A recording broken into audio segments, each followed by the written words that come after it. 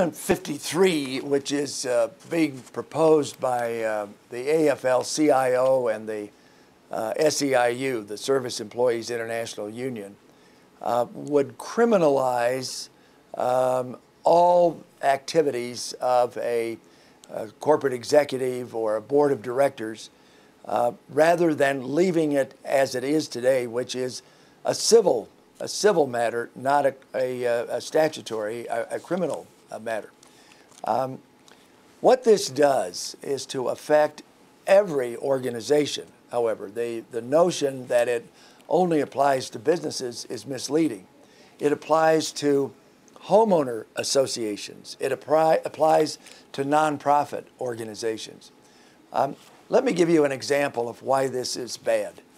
It will absolutely have a chilling effect on the ability of nonprofit organizations to recruit business or any other people to serve on their boards of directors, for fear that any action which is taken, which might otherwise have been a civil issue, now becomes a criminal issue.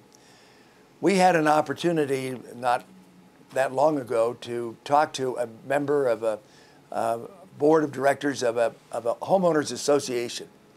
Their insurance company has said if Amendment 53 passes, they will no longer be insuring that board of directors. Now, why is this so bad? Why is this so bad? Because heretofore, any activity where there was a civil failure, for example, to do reporting of a regulatory nature, let's say an environmental situation or a securities matter, or any other matter that might have been covered by a civil activity, that now becomes a criminal action. It is an absolute chilling opportunity to destroy the ability of small business to even operate here. And that's one of the areas where they're so concerned, because there's no way to protect against this unless someone does a self-reporting. You get 1 or 2 or 3 out of jail card frees to do that. So we oppose it. We oppose it very vigorously because we think it will harm small business. We think it will harm nonprofits, certainly harming homeowner associations. And the unintended consequences of this will be very, very onerous for Colorado.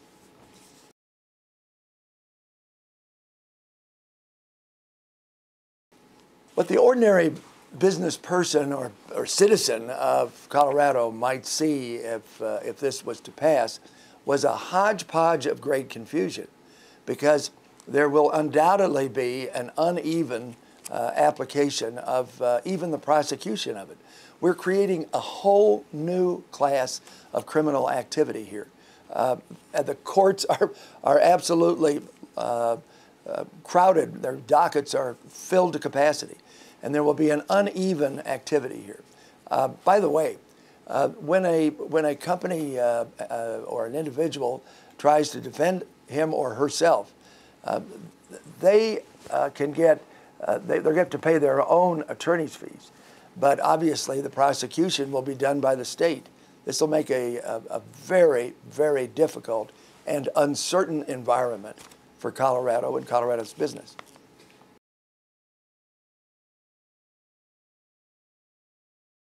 The notion that this is somehow going to rein in or have an effect on white-collar business crime is just very much overreaching.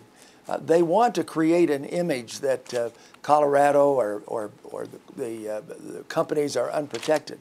The fact of the matter is there are already, on the federal statute side and on the legal side of the state's dockets, these are already in place. This is not going to affect any of that.